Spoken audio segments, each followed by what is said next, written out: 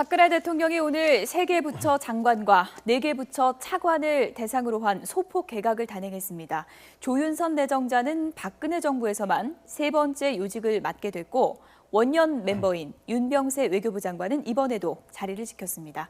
개각 관련 내용 좀 짚어보겠습니다. 김광덕 전 한국일보 정치부장 그리고 차재원 부산 가톨릭대 교수 나오셨습니다. 안녕하세요. 안녕하세요. 생각보다 상당히 소폭의 개각이었죠? 네, 당초 우리 언론과 이렇게 정치권의 예상보다 그냥 소폭인 당초에는 한 4개 내지 6개 부처 개각이 있지 않겠나가 중폭 정도로 예상했는데 세 명만 바꿨으니까 소폭이라고 할 수 있죠. 그래서 특징을 요약하자면 그 분위기 쇄신용 개각, 그다음에 국면 전환용 개각은 없다. 그동안에 해오던 그 박 대통령이 해오던 국정 운영 스타일대로 계속 안정적으로 임기 말을 끌고 가겠다 하는 그런 메시지를 담긴 거로 보이는데요. 그래서 보통 이제 이런 경우 개각을 1년 반 앞두니 개각을 8.15 개각 또는 바캉스, 휴가 때 구상을 했다 그래서 바캉스 개각이라고 그러는데 그때 보면 과거에 보면 보통 중폭 정도 개각은 보통 해요. 심지어 그리고 마지막에 막 좀 분위기 쇄신을 해서 좀 중폭보다 크게도 하고 그러는데 이번 소폭한 게 특징이고 그래서 이런 거는 이제 하나는 또 인사청문회를 의식한 것도 좀 있는 것 같습니다. 인사청문회 개각을 많이 하다 보면 인사청문회 검증이 잘못돼서 몇 명 낙마하면 오히려 안 한만 못한 이런 것도 있고 불 수 있기 때문인가요? 그런 것도 있고 그래서 이제 결국에 취임 그 첫 해부터 같이 한 원년 멤버 장관이 윤병세 외교장관이 해서 3사람인데 그 윤병세 장관 빼고 2사람 플러스 이제 이번에 문체부 장관 이렇게 해서 3명만 교체한 거로 그렇게 보입니다. 눈에 띄는 몇 가지를 집중적으로 짚어보겠습니다. 먼저 조윤선 전 장관, 박근혜의 그림자다 이렇게도 불리는데요. 현 정부 들어서만 3번째 발탁이죠 지금? 그렇죠. 그러니까 박근혜 대통령 인사 스타일 중에 하나가 한 번 믿은 분은 끝까지 믿고 챙기는 그런 스타일이지 않습니까? 그런 측면에서 본다면 조윤선 장관은 사실 딱 거기에 딱 안 맞는 그런 적임자라고 할 수 있죠. 사실 이 지난번 그 2012년 대선 국면에서 사실 그 조윤선 장관 내정자가 박근혜 당시 후보의 수행하면서 깍듯한 신임을 받았었거든요. 그래서 지난번 그 서초에서 그 당내 경선이 떨어졌지만 그 사실 그 대구에서 이 공천 파동 때문에 선거가 어렵지 않았습니까? 그렇다고 해서 박근혜 대통령이 직접 갈 수 없기 때문에 사실은 박근혜 정부의 성공을 위해서는 꼭 새누리당 후보를 찍어야 된다. 그렇게 강력하게 메시지를 전달하신 분이 바로 이 지금 조윤선 내정자거든요. 그만큼 신임한다는 거죠. 그리고 또 한 분은 본인의 그 하나의 정치적 분신이라고 볼 수 있는 거죠. 역대 우리나라에 외빈들이 오셨을 때 일종의 퍼스트 레이디 역할을 했지 않습니까?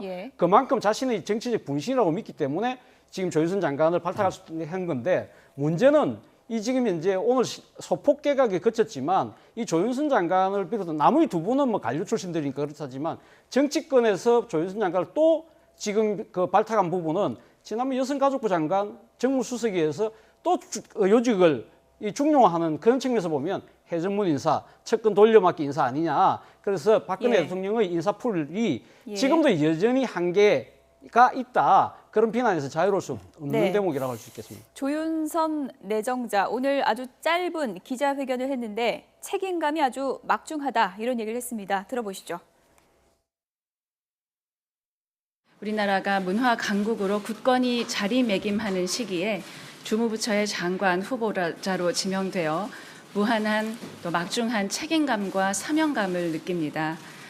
앞으로 문화 용성으로 우리 국민이 행복하고 윤택하게 그리고 우리나라를 강하고 아름답게 만드는 길에 성심을 다하겠습니다. 3번째 발탁, 그야말로 승승장구다 이렇게 표현을 해도 되겠죠? 그래서 그 원래 지난 대선 전까지는 원래 친박계가 아니었어요. 친박계가 아닌데 이제 대선 과정에 이제 대변인도 하고 그러면서 굉장히 가까워졌거든요.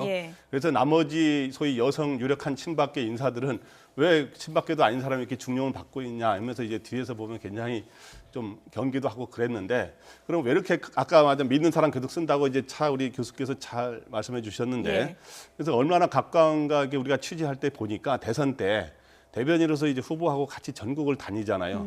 그러다 보면 박 대통령이 이제 좀 뭐 옆에 가족이 있는 것도 아니고 해서 이제 아주 사소한 여러 가지 문제라든가 대화를 해야 될 정책적이고 연설을 어떻게 하냐도 있지만 심지어 옷을 어떻게 입어야 되느냐까지 우리가 이제 그때 여성끼리 할 수 있는 대화들이 또 있겠죠. 그때 이제 가끔 우리가 이제 조윤선 이번 장관 내정자하고 우리가 가끔 이제 기자들하고 이제 식사하거나 이럴 때 보면 자주 전화가 와요. 저자가 이렇게 가서 이렇게 하면은 뭐가 무슨 이야기 하는지 들리는데 그 정도로 좀 가까운 측면이 있고, 그다음 하나는 또 이제 본인이 그 이제 아까 다른 역할은 다 했고 이제 이런 것도 이 장관을 이런 역할 맡기면 좀 그렇긴 하지만 여의도에서 그런 게 이런 것도 있습니다. 반기문 지금 유엔 사무총장의 대학교 학과 후배예요. 그래서 반기문 총장하고도 대화가 잘 되는 그런데 뭐 그런 목적으로 기용했다고 볼 수 없지만 지난번에 그 뉴욕에 갔을 때 가족을 만나러 갔을 때 반기문 사무총장하고 만나고 그랬었거든요. 그러니까 앞으로 그런 과정에 대화 역할도 할 수 있지 않냐 하는 게 여기에서 나오는 얘기고. 네, 지금 와서 보니까 그 행보도 또 의미가 있지 않나 이런 또 생각을 하게 되네요. 또 본인이 또 하나는 왜 또 문화부 장관이냐 하는데 본인이 그 문체부 이런 거에도 관심이 좀 많이 있었던 것 같고. 책도 냈고요, 그죠? 책도 뭐 그런 뭐 미술이라든 음악에 관한 책도 냈고 또 평소에 자기는 유네스코 사무총장을 그런 거에 한번 해서 국제적으로 우리나라의 문화체육을 이런 거를 좀 홍보하는 걸 하고 싶다 하는 말도 하고 그랬어요. 네, 이른바 뭐 회전문 인사다라고 이제 얘기를 해주셨는데 이런 부분이 뭐 인사청문회를 좀 더 까다롭게 만들거나 이런 역효과는 없겠습니까? 어떻게 보십니까? 사실 그런데 그 지금 조윤선 정무수석을 이번에 발탁한 이유 중에 하나는 이번에 청문회라는 측면에서 봤을 때 지난번 여성가족부 장관 때 청문회를 통과하지 않았습니까? 물론 그때 당시에 이 그 조윤선 내정자의 부군이신 이 지금 분이신 분이 지금 이제 변호사신데 그때 당시 공정거래위의 자문위원을 하셨다고 그래요. 근데 그때 조윤선 장관이 국회의원으로 재직을 하고 있었는데 정무위원이라는 거죠. 그래서 소위 말해 이해 충돌이 발생할 수 있는데 그런 부분들에 대해서 왜 가면 그 재측 사유가 되는데 상임위를 강행했느냐. 그리고 또 재산 신고를 했는데 이 일부 재산이 누락된 부분 그런 부분들이 이제 흠결로 지적됐지만 그럼에도 불구하고 지난번 청문회 때는 무난하게 넘어갔다는 거죠. 그렇기 때문에 이번에 사실 20대 국회 첫 지금 청문회 시험대에 올라가는 측면에서 본다고 했을 때 박근혜 대통령 입장에서는 후보자들이 쉽게 통과를 해야만 사실은 이번 인사에 대한 이 소위 정치적 역풍을 막을 수 있는 거 아닙니까? 그런 측면에서 본다고 한다면 이 지금 그 조윤선 내정자를 선택하는 데 있어서 지난번에 수월하게 통과했다. 그러한 것도 상당히 그 고려를 하지 않았을까 그런 생각이 듭니다. 어떻든 야당에서는 지난번에도 장관에 이어서 또 장관을 하기 때문에 그리고 뭐 사람이 인재가 친박계뿐만 아니라 이제 전국적으로 굉장히 많은 여성계 훌륭한 분들이 많은데 계속 기용하는 거에 대해서 회전문 인사다, 이게 돌려막기 인사다 하는 비판은 하여튼 그 충분히 야당에서는 그렇게 제기할 수밖에 없는 그런 상황인 것 같습니다. 이번엔 남은 사람 얘기를 좀 해보겠습니다. 윤병세 외교부 장관이요. 이른바 뭐 5년 동안 장관하는 거 아니냐는 별명 때문에 오병세 이런 얘기도 있는데 진짜 오병세가 될 수도 있겠다 이런 생각이 드네요. 네, 그래서 그 이제 5년 동안 하면 이제 오병세라고 해서 별명도 이미 오병세냐 했었는데 진짜로 이렇게 이 상황으로 가면 5년 동안 계속 교체하지 않는 장관이 돼서 오병세가 될 가능성이 높아졌고 과거에 김영삼 그 정부 때 오인환 공무처 장관이 5년 동안 같이 한 많은 장관을 교체했음에도 불구하고 5년 동안 같이 한 장관이었거든요. 그래서 그분이야 성이 오시니까 오인환 장관이 그랬는데 이번은 윤병세 장관인데 오시로 성이 바뀌었어요. 그래서 이제 이번에 바뀐 그 환경장관의 윤성규 장관도 지금까지 원년 장관으로 지금까지 해왔거든요. 그래서 이게 윤 씨들이 다 5년 동안 하려 그러냐 하는 우스갯소리가 있었는데 결국에는 윤병세 장관만 5년 할 가능성이 높아지고 오병세가 된다면 오병세가 되는 또 비결도 있지 않겠습니까? 뭐라고 아무래도 보십니까? 지금 그 박근혜 대통령 입장에서는 사실 뭐 지금 아까도 제가 말씀드린 한 번 믿은 분은 끝까지 믿고 간다. 그런 측면도 있지만 사실은 이 지금 윤병세 장관의 일의 스타일이 상당히 꼼꼼하고 세심한 처리를 해서 박근혜 대통령이 상당히 원래부터 신임을 하던 분이거든요. 그런 상황에서 지금 또 사드 문제를 둘러싸고 일종의 중국과의 외교 전쟁을 벌이고 있지 않습니까? 그 원래 이런 격언도 있지 않습니까? 전쟁 중에 장소를 바꾸지 않는다고.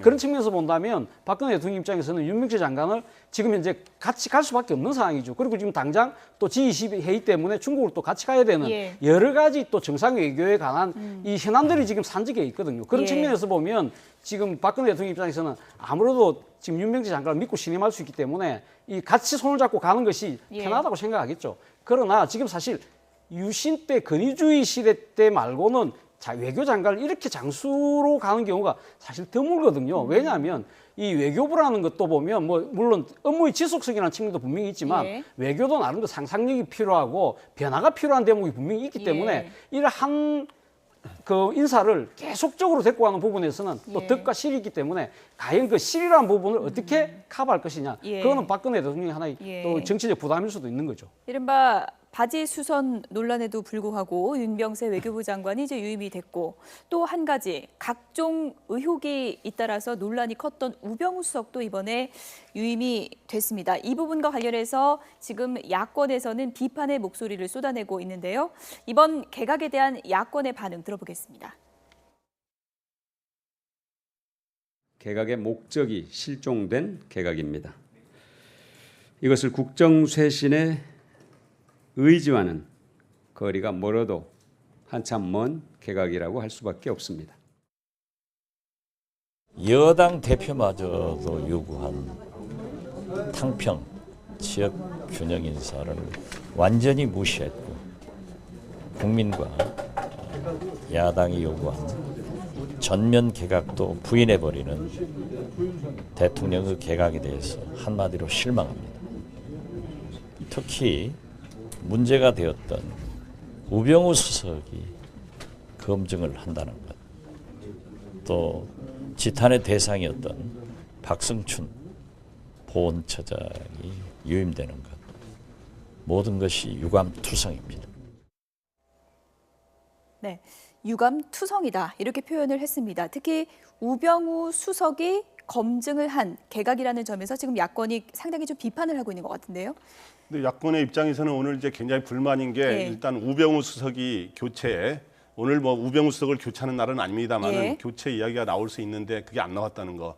그 다음에 이제 소위 호남을 한다는 지역 균형, 탕편 인사가 눈에 띄지 않는다는 거. 이런 점에서 야당은 굉장히 불만이죠. 근데 이제 우병우 수석 가서 이야기하면 그 박 대통령은 오늘 하여튼 이걸 이제 교체 언급을 전혀 하지 않았다는 거는 또 청와대 측의 이제 참모들의 이야기에 따르면 일단 그 우병우 수석의 그동안 의혹을 많이 제기했지만 딱 근거로 분명히 밝혀진 건 없지 않느냐.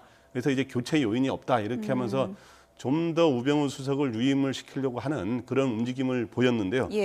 그리고 또 하나는 이렇게 하는 거는 그동안 야당과 특히 언론에 의해서 의혹이 많이 제기되지 않았습니까? 이런 거에 밀리지 않겠다 뭐 이런 의지를 표시한 것 같은데 제가 보기엔 현실적으로 교체할 수밖에 없고 그게 또 바람직한 것 같아요. 그렇게 하려면 일단 23일까지 특별감찰관의 감찰 결과가 23일까지 나오게 돼 있으니까 그 전후해서 그걸 지켜본 뒤에 이제 어느 정도의 그 본인의 그 뭐 체면을 생각해주면서 교체하는 수순을 밟을 가능성이 있다 보는데 저는 하여튼 그 방법은 본인이 잦은 사퇴해서 자연스럽게 물러나는 게 바람직하지 않은가 그렇게 생각합니다.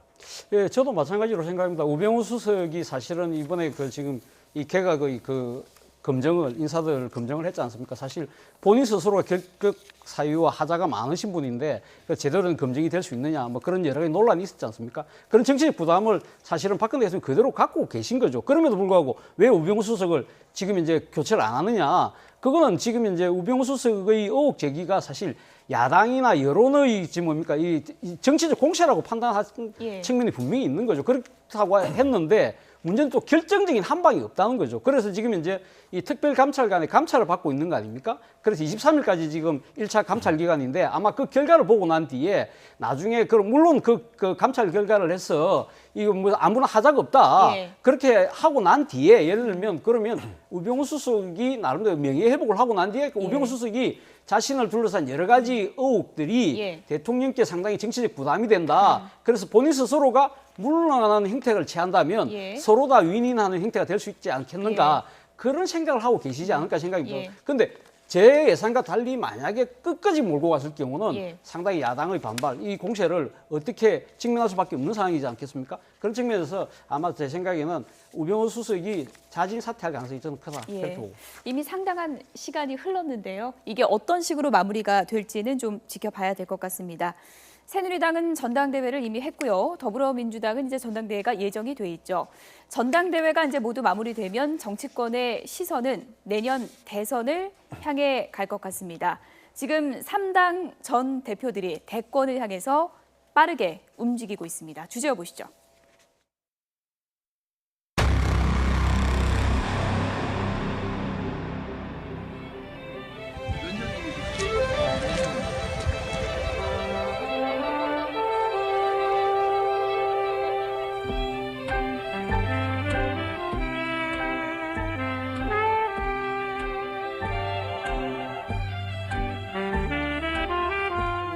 현재 시대 화두는 통합과 화해입니다. 그래서 전라도, 경상도 갈라져가지고 계속 이래 싸우면 우리나라 망합니다. 그러니까 전라도와 경상도가 잘 통합되기를 위하여!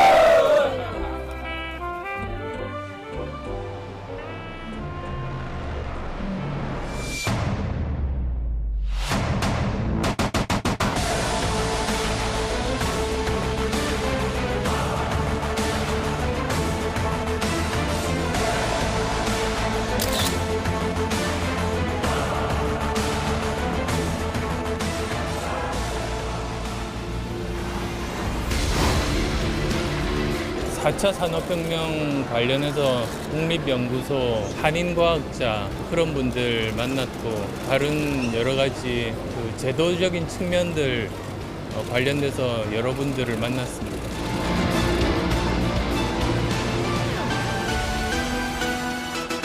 치열한 정책 경쟁, 공약 경쟁, 국정 운영에 대한 비전 경쟁을 아주 치열하게 붙여서 그런 슈퍼스타 K 방식에 한번 그런 방식을 당내에서 논의를 붙여서 한번 관철을 시켜볼 생각입니다.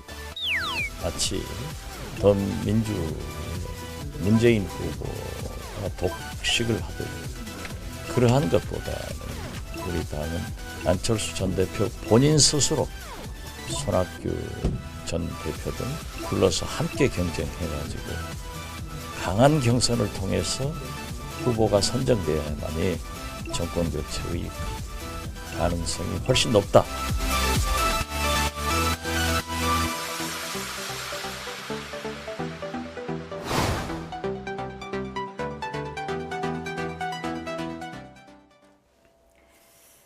누구의 키워드가 통할까요? 먼저 김우성 전 새누리당 대표, 요즘 호남 쪽에서 화합을 계속 내걸고 있습니다. 이런 전략이 좀 먹힐까요? 어떻게 보십니까? 그래서 민생 탐방 그 배낭 여행을 제일 먼저 이제 호남을 중심으로 하고 있다는 게 영남 출신 정치인으로 하고 있다는 눈에 띄는데, 그는 이제 어떤 전략이냐 하면 지역 화합을 먼저 내세우고 그 다음에 이어서 이제 백두산 부근에 이제 가잖아요. 곧 그러면서 이제 그 지역 화합에 의해서 남북 통일, 남북 통합으로 이어지는 화합과 통합의 이런 메시지를 던지려고 그러는 건데, 근데 이제 그러면서 참 그 사이에 보면 뭐 밀짚 모자 쓰고 뭐 이렇게 남방 입고, 남방도 잘 갈아입지 않더라고요. 계속 같은 옷이던데. 네티즌들이 조사를 했더니 조금씩 바뀐다고 합니다, 옷이. 아, 그래요? 그래서 제가 보기엔 비슷하던데 그래도 올해 같은 옷을 많이 입잖아요. 근데 이제 그러는데 좀 아쉬운 거는 저렇게 해도 현장을 가서 밑바닥에서 하는 거는 비록 쇼이든 아니든 간에 나쁘지 않지만, 그리고 또 그 사람이 굉장히 또 장점이 있어요. 그런데 좀 안타까운 점은 이런 지역의 화합, 국민 남북 간의 통합 이런 게 하는데 당내 화합과 통합을 이끌어내는데 그런 모습을 제대로 보여주지 못했다. 이거 총선 관련해서 그렇고, 그런 이제 친박 탓을 하겠지만 본인도 대표로서 그런 거를 제대로 이끌어야 되는데, 이번에도 가서 현장의 메시지 보면 다른 미래에 대한 비전의 메시지보다는 자꾸 친박, 비박이 어쩌고저쩌고 하는 이런 게 참 많이 나왔어요. 그게 좀 안타깝더라고요. 너무 박박 소리가 많이 나왔다 이거예요. 뭐 지금 김무성 대표가 지금 뭐 나름대로의 민생 행보를 통해서 지금 대권 행보를 열심히 하고 계신데, 본인 입장에서는 지금 호남을 중심으로 지금 도는 여러 가지 이유가 있죠. 본인 스스로가 아까 지금 방금 말씀하신 대로 당내에서 계파 싸움 때문에 일종의 분열이라는 이미지를 갖고 있는 거 아닙니까? 그걸 극복하는 데 있어서 지금 영원한 화합 이미지를 지금 업으려고 하는 거고요. 그리고 또 본인 개인사적으로 봤을 때도 호남하고 인연이 연고가 있거든요. 그 연고를 활용하고 있다는 거죠. 무슨 연고냐면 부친이 그 김용주 옹이 사실은 그 전남방적의 그 뭡니까 그 기업주였지 않습니까? 그 오너였기 때문에 그것도 있고, 또 본인의 모친이 원불교 아주 독실한 신자거든요. 그래서 본인의 어머니 묘소도 지금 지금 익산에 지금 모셔놨고, 그런 여러 가지 연고를 통해서 본인이 지금 사실 부족한 부분을 메우려고 하는 행보죠. 그런데 아까 방금도 지적했습니다만, 과연 이 민생 행보를 통해서 이미지는 분명히 부각되고 있는데 메시지가 잘 보이지 않는다는 거죠. 구체적인 비전과 구체적인 비전이 정책으로 나와야 되는데 항상 하시는 이야기가 비박, 친박의 이야기, 당내 이야기 메시지가 너무 부각되고 있다는 그런 측면은 사실 좀 보완할 대목이 아닌가 생각이 듭니다. 대선 출마 여부를 9월이나 10월쯤 얘기하겠다 이렇게 기자들에게 밝혔다고 하는데, 지금 호남 공략 작전에 대해서 산토끼 잡으려다가 집토끼 놓치는 거 아니냐라는 얘기도 나오고 있습니다. 어떻게 보십니까? 네, 그래서 이제 9월 말이나 10월에 이제 대선 관련한 이런 정책 모여 가서 이 말을 하겠다는 거 하는 거는 그 당시 그때 가서 이제 대선 출마 의지를 공식으로 밝히겠다고 하는 거로 보이고요. 그런데 이제 본인이 이제 한때 이제 굉장히 딜레마에 처해 있는 것 같습니다. 그러니까 그 한때 작년에 대선 주자 지지도가 여야를 통틀어서 1위를 한 적도 있는데 그래서 이제 여러 가지 총선을 거치고 뭐 그 전에 이제 이렇게 하면서 이제 내려왔는데 이제 그런 것들을 이제 밑바닥에 이제 호남을 방문하는 것도 시작해서 이렇게 하는 이렇게 하나씩 차근차근 이렇게 하겠다는데 본인이 아까도 이야기했지만 당내 화합을 이끌어낼 뿐만 아니라 이런 시대 정신 그리고 이슈를 제대로 대응하는 이런 걸 보여주죠. 이미지 관리에만 그쳐서는 안 된다 이런 말을 하고 싶습니다. 네. 일단 뭐 김무성 전 대표도 그렇고 여권 잠룡들도 지금 대선 경선을 어떻게 할 것인가 이 부분에 이제 촉각을 곤두세우고 있을 것 같은데요. 새누리당의 이정현 대표가 대선 경선 이렇게 하겠다라고 밝혔습니다. 들어보시죠. 10여 명 이상의 그 후보들이 석 달 내지 5달 동안 아주 치열한 내년에 치열한 정책 경쟁, 공약 경쟁, 국정 운영에 대한 비전 경쟁을 아주 치열하게 붙여서 국민들이 관심을 갖게 들여다보게 하고 그 과정에서 이제 한 3 내지 5개월 지난 뒤에 열흘에 보름에 한 명씩 여론조사를 해서 탈락을 시켜가는 그런 방식으로 쭉 정책 토론을 벌린 다음에 최종 2명이 나온다면 그 2명을 모시고 이제 전당대회를 치르는 그런 슈퍼스타 K 방식의 한번 그런 방식을 당내에서 논의를 붙여서 한번 관철을 시켜볼 생각입니다.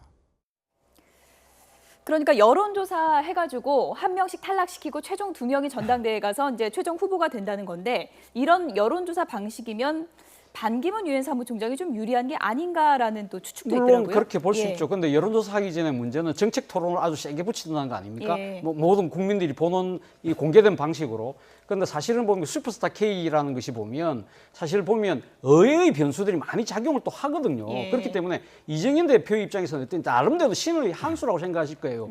반기문 총장이 선전을 해서 후보가 되면 반기문 총장 입장에서는 친박 옹리 후보라는 그런 족쇄를 벗을 수 있고 경쟁력이 배가 돼서 좋고 만에 안에 반기문 총장이 약간 조금 주춤하고 진짜 다코스가 한 분이 나타나서 일종의 슈퍼스타 K 유명한 스타가 된 흑악 같은 그런 돌풍을 일으키면 그 후보가 또 국민적 주목을 받으면서 2002년도 노무현 돌풍처럼 그 소위 말해 정권을 재창출을 할 수 있는 하나의 기반이 될 수 있다. 본인 입장에서 그래서 신의 한 수라고 생각할 수 있겠죠. 근데 문제는 각 주자들이 유불리를 계산하고 있거든요. 그리고 무엇보다도 지금 당헌 당규를 바꿔야 되는데 이 부분에서 당내에 의견이 모아질 수 있느냐 이 부분이 하나의 관건이라고 볼 수 있겠습니다. 의외의 결과가 나올 수 있다고 하셨는데 실제로 그렇게 될지는 좀 지켜봐야 될 부분인 것 같고요.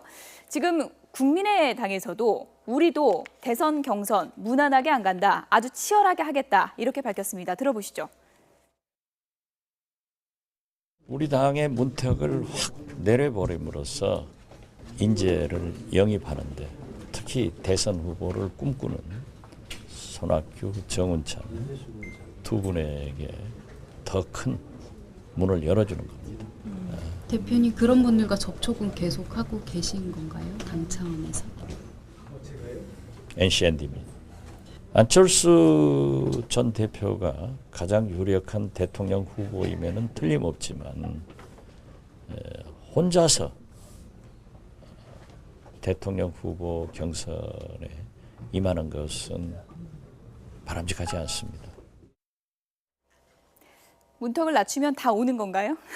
그래서 이제 박지원 원내대표가 뭐 정치 단수가 굉장히 높잖아요. 그래서 저는 이 두 마리 토끼 측면에서 여러 가지 포석을 갖고 이야기했는데 하나는 제3당이기 때문에 집권 가능성을 보여주는 게 굉장히 중요해요. 그래서 이제 소위 손학규뿐만 아니라 정운찬 씨 이런 식으로 정운찬 전 총리 이런 식으로 외연을 굉장히 넓혀서 우리는 이렇게 경쟁에서 하면 집권할 수 있다. 소위 빅 스테이지를 마련해가지고 이렇게 집권할 수 있다. 이런 걸 보여주려는 목적이 하나 있고 또 하나는 당권과 관련해서 본인이 이 당권에서 주도권을 잡으려는 그래서 안철수계를 견제해서 하려는 그런 의사 뜻도 좀 잠재돼 있지 않느냐 이런 생각을 하는 게 뭐냐면 여기에도 멘트에도 보면 손학규 정운찬이 입당하면 비대위원장을 양보하겠다 그러는데 그 사람들이 당장 입당 안 할 거 아닙니까? 그럼 지금 현재 비대위원장하고 원내대표 겸직을 못하게 하는 이런 이야기도 나오고 있는데 입당 때까지는 또 입당이 안 한다면은 자기 비대위원장을 당분간 계속하고 당권을 계속 자기 중심으로 끌고 갈 수 있다고 하는 것도 내포한 게 아닌가.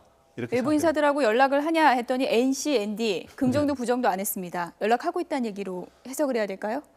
직간접적으로 아니 예. 직간접적으로 벌써 이 언론을 통해서 벌써 예. 제의한 거 아닙니까? 그래서 지난번에 또 손학규 대표도 조해가지고 우리 당에 오십시오라는 간접적인 이야기도 하고 그랬으니까 예. 직간접적으로 여러 가지 계속 접촉하고 있다고 봐야죠. 네. 문재인 전 대표의 행보도 좀 얘기를 해보겠습니다. 요즘에 그야말로 안보 행보라고 할 수 있을 텐데요. 어떤 그 배경이 있을까요? 아무래도 지금 이제 이번 대선에서도 뭐 마찬가지로 안보라는 것이 안보는 변수가 아니고 상수거든요. 그리고 지금 문재인 전 대표 입장에서 2012년도에서 이 대선에서 패배할 때 나름대로 이 뭡니까 안보에 대한 트라우마가 있습니다. 그때 당시 그 노무현 대통령이 NNL을 포기했다. 그 휘말려서 사실 습패를 한 여러 가지 측면 중에 하나가 있는 거거든요. 그렇기 때문에 본인 입장에서는 안보 문제를 이렇게 단단하게 다지지 않고서는 이 남북 화합을 위한 여러 가지 이야기를 한다 하더라도 먹혀 들어가지 않을 거라고 예. 보는 거죠. 그리고 지금 또 사드를 둘러싸고 상당히 지금 이제 국론이 분열되어 있는 상황에서 문제는 본인이 스스로 중도 외연을 넓혀야 되는데 그런 측면에서 상당히 조금 경계하는 목소리들이 크니까 예. 아무래도 지금 안보 문제를 단단하게 다지고 갈 수밖에 없다. 아까도 예. 제가 말씀드렸지만 2012년도의 그런 경험에서 봤을 때 소위 말하는 종북 프레임, 색깔론을 벗어나야 된다는 그러한 절박함도 아마 지금 안보 행보를 지금 챙기는 예. 여러 가지 하나의 동인이 되고 있지 않나 하는 생각입니다. 네, 뭐 메가더 동상 앞에서 찍은 사진도 자신이 이제 직접 공개를 했습니다. 이른바 산토끼 잡기 위한 전략이다. 이런 시각이 많더라고요. 네, 그래서 산토끼를 잡아야 집권을 하잖아요. 지금 예. 그래서 지난 대선 때 득표를 48% 했는데 딱 2%가 절반에 모자라요. 그래서 소위 2%가 부족하다. 그래서 그걸 예. 메꿔야 된다. 그러려면 심지어 중도뿐만 아니라 중도 보수한테도 다가갈 수 있는 이렇게 해야 되는데 그러려면 최소한 안보 문제에 내가 굉장히 관심을 갖는 후보다로 하는 걸 보여주기 위해서 지난번에 독도도 방문했고 이번에 백령도를 방문하고 예. 그런 게 있다고 봅니다. 그래서 사드 배치에 반대하는 게 하면은 그 안보에 좀 관심이 적은가 하는 거로 비춰줄 수도 있잖아요. 그래서 예. 그런 거를 적극적으로 커버하기 위해서 이렇게 하고 있다고 봅니다. 네. 여야를 막론하고 지금 대선 경선 아주 치열하게 하겠다 이렇게 밝히고 있는데요. 지금 뭐 대권 잠룡들의 머릿속이 상당히 좀 복잡해질 것 같습니다. 지금까지 김광덕 전 한국일보 정치부장 그리고 차재원 부산 가톨릭대 교수 두 분이었습니다. 고맙습니다.